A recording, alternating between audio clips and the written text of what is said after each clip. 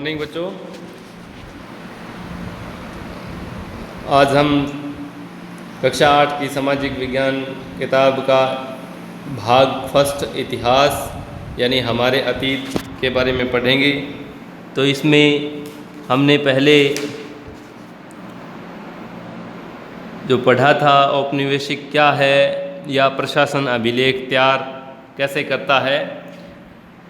आज हम सर्वेक्षण का बढ़ता महत्व पढ़ेंगे।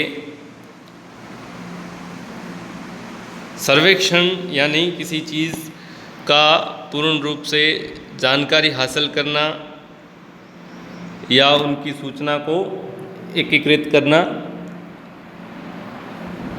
तो आइए पढ़ते हैं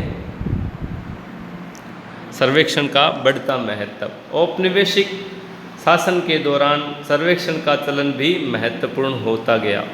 अंग्रेज़ों का विश्वास था कि किसी देश पर किसी तरह शासन चलाने के लिए उसको सही ढंग से जानना ज़रूरी है, क्योंकि अंग्रेज़ों की जो नीति थी फूट डालो और राज करो, तो उन्होंने सबसे पहले यही निर्णय लिया कि भारत का पूर्ण रूप से सर्वे किया जाए और विभिन्न भौगोलिक व सांस्कृतिक परिस्थितियों के बारे में पता लगाया जाए कि यहाँ के लोग कैसे हैं, किस दशा में रहना पसंद करते हैं, किस वातावरण के अनुकूल रहते हैं और इन्हें क्या अच्छा लगता है या क्या इनकी कमज़ोरियाँ हैं।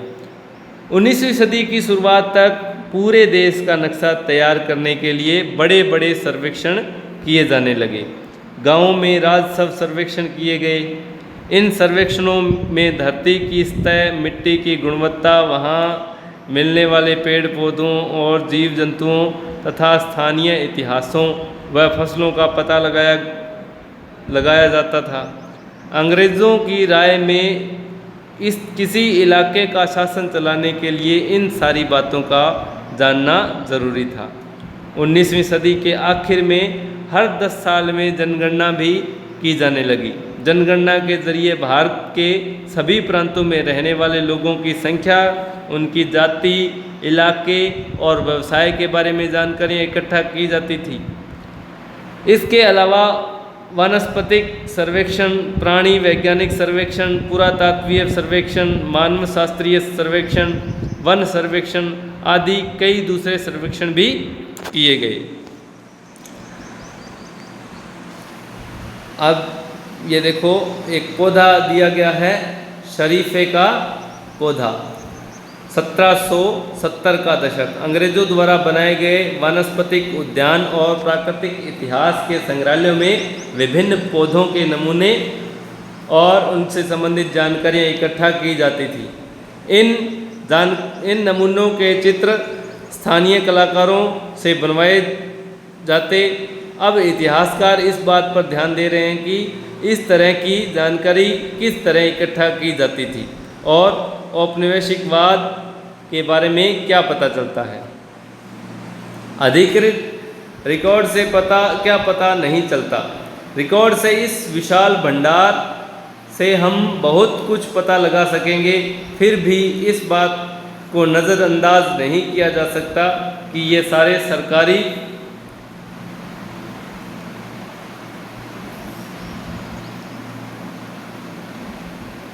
तस्वीरों को भी बहुत ध्यान से देखना चाहिए।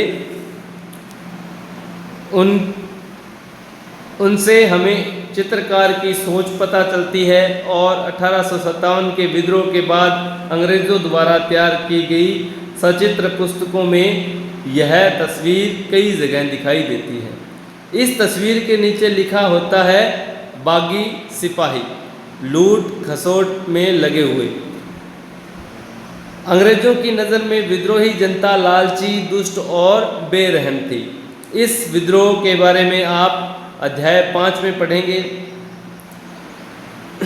इनसे हमें यही पता चलता है कि सरकारी अफसर क्या सोचते थे, उनकी दिलचस्पी किन चीज़ों में थी और बाद के लिए वे किन चीज़ों को बचाए रखना चाहते थे। इन रिकॉर्ड्स से हमें यह समझने में हमेशा मदद नहीं मिलती कि देश के दूसरे लोग क्या महसूस करते हैं और उनकी कार्रवाइयों की क्या वजह थी। इन बातों को जानने के लिए हमें कहीं और देखना होगा।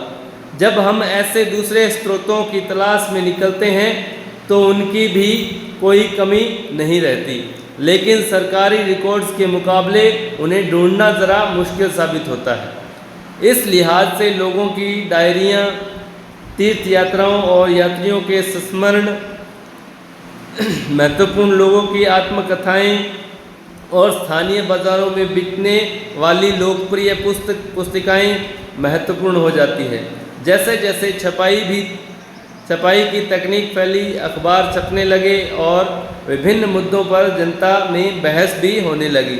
नेताओं और सुधारकों ने अपने विचारों को फैलाने के लिए लिखा, कवियों और उपन्यासकारों ने अपनी भावनाओं को व्यक्त करने के लिए लिखा, लेकिन ये सारे स्रोत उन लोगों के ने रचे जो पढ़ना लिखना जानते थे।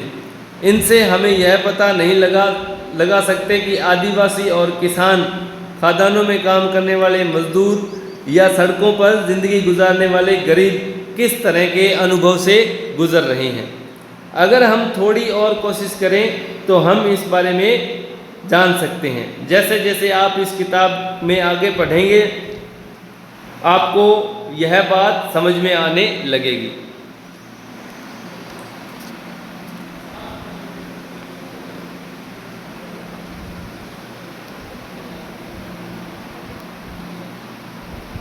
ये फ़ोटो और इसमें कुछ लाइनें दी गई है, इसे आप अच्छी तरह से पढ़ के अपनी नोटबुक में लिखेंगे तो आज हमारा ये लेसन कंप्लीट हो चुका है।